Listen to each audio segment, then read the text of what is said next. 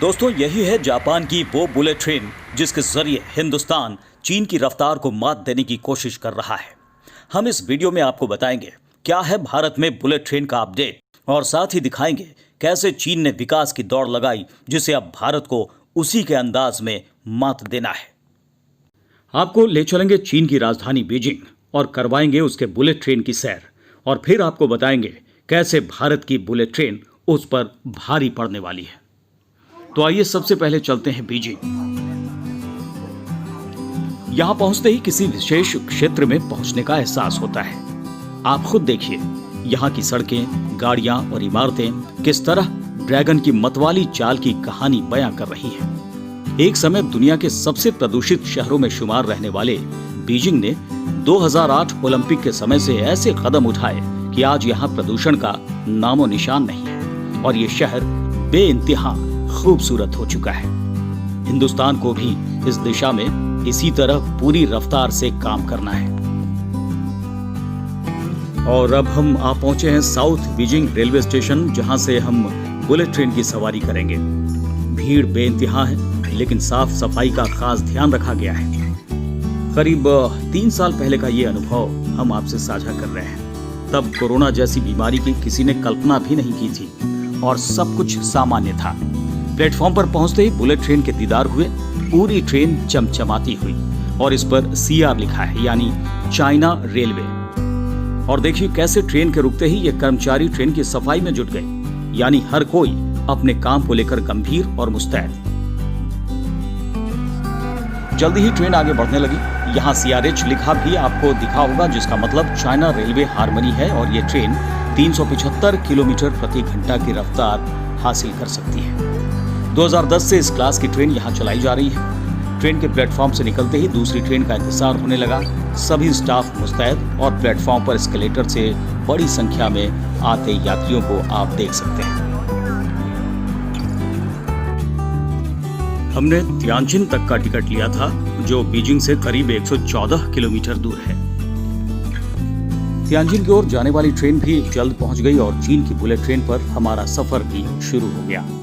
Platform छोड़ते वक्त ही train की गति का एहसास हो गया और साथ ही ये भी दिख रहा था कि चीन ने किस अद्भुत गति से विकास किया है। इंफ्रास्ट्रक्चर पर इसने अरबों खरबों रुपए लगाए हैं। 30 साल से उसने लगातार 6% से अधिक की दर से विकास किया है, जिससे उसकी GDP 14 ट्रिलियन US डॉलर से ज्यादा हो गई है, दुनिया में सिर्फ अमेरिका से पीछे।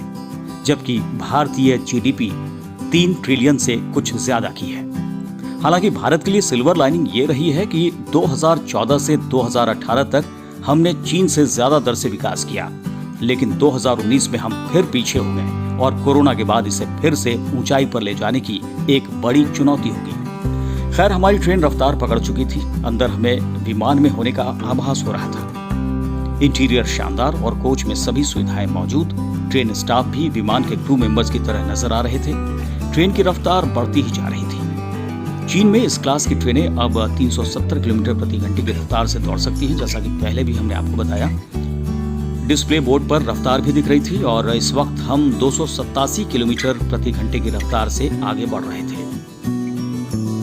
अब सीट से उठकर हमने पूरे कोच का जायजा लेने का फैसला किया। सभी यात्री इत्मीनान से बैठे हुए और क्रू मेंबर्स अपनी ड्यूटी निभाते हुए दिख रहे हैं।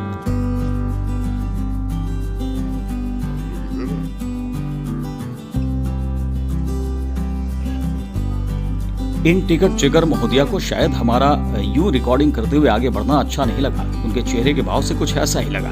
वैसे आपको बताएं कि चीन के लोग काम से काम रखना पसंद करते हैं, यानी यूरोपीय देशों के लोगों की तरह नहीं, जो सामान्यतः काफी गर्मजोशी से मिलते और बातें करते हैं।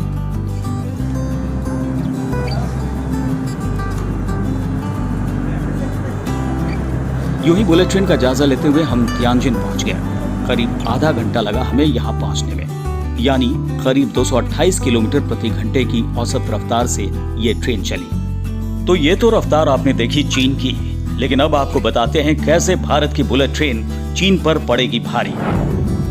मुंबई से अहमदाबाद के बीच बनाए जा रहे हाई स्पीड कॉरिडोर को जापान की मदद से तैयार किया जा रहा है, जिसमें जापान के ही शिंकानसेन सिस्टम का इस्तेमाल किया जा रहा है। जापान में शिंकानसेन ट्रेन 1964 से ऑपरेशन में है, जिन्हें बुलेट ट्रेन के नाम से भी जाना जाता है। शिंकानसेन ट्रेन 360 किलोमीटर प्रति घंटे की रफ्तार से भाग सकती है।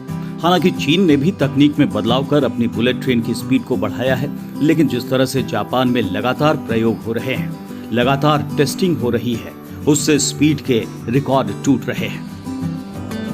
अप्रैल 2015 में जापान की एससी मैग्लेव ट्रेन ने 603 किलोमीटर प्रति घंटे की स्पीड टच कर एक नया वर्ल्ड रिकॉर्ड बना दिया।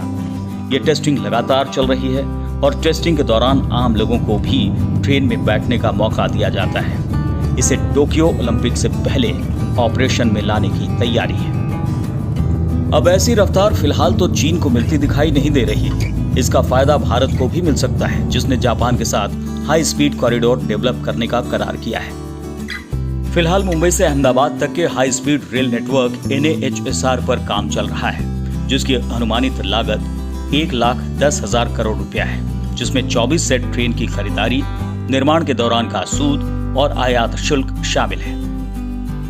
आपको बता दें कि जीका यानी Japan international corporation agency loan के जरिए प्रोजेक्ट की लागत की 81% राशि यानी 88,000 करोड़ रुपए मुहैया करा रही है। प्रोजेक्ट को अमल में लाने वाली agency national high speed rail corporation limited ने प्रोजेक्ट के लिए 60% जमीन का अधिग्रहण कर लिया है। गुजरात में करीब 77%, दादर नागर हवेली में 80% और महाराष्ट्र में 22%। जाहिर है महाराष्ट्र में मुश्किलें आ रही हैं और अगर दिसंबर 2023 के डेडलाइन तक प्रोजेक्ट को पूरा करना है तो सभी बाधाओं को जल्द दूर करना होगा।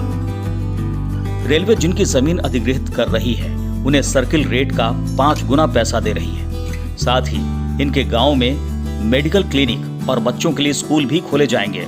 इसलिए रेलवे को लोगों की आशंकाएं खत्म करते हुए आगे बढ़ना चाहिए। हालांकि कुछ लोग बुलेट ट्रेन को लेकर अपनी आपत्तियां भी जताते रहे हैं, लेकिन सरकार की तरफ से जिस तरह का दावा किया गया है, अगर वो पूरे होते हैं तो भारत निश्चित तौर पर विकास के अगले स्तर को छू सकता है।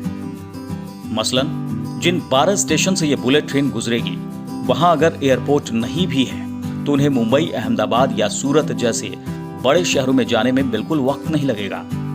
किराया भी 250 रुपए से 3,000 रुपए के बीच रहेगा। स्टेशन मौजूदा रेलवे स्टेशनों के ऊपर या ठीक बगल में बनाए जाएंगे, जिससे ट्रांजिट में दिक्कत ना हो। कॉरिडोर में निश्चित जगहों पर बिजनेस हब्स बनाए जाएंगे, जहां कमर्शियल एक्टिविटीज बढ़ने से लोगों के लिए रोजगार के अवसर बढ़ेंगे। ऐतिहासिक और धार्मिक जगहों पर कनेक्टिविटी बेहतर होने और समय कम लगने से टूरिज्म को बढ़ावा मिलेगा। माना जा रहा है कि हर दिन करीब 40,000 यात्री बुलेट ट्रेन की सवारी करेंगे। इससे हर स्टेशन पर यात्रियों की जरूरतों को पूरा करने के लिए रेस्तरां जैसी कमर्शियल एक्टिविटीज भी काफी होंगी। कंस्ट्रक्शन, मैन्युफैक्चरिंग जिसमें कोचेस, स्टील ब्रिजेस शामिल हैं, डिजाइनिंग और सहायक इंडस्ट्रीज लगने से रोजगार के अवसर काफी बढ़ेंगे।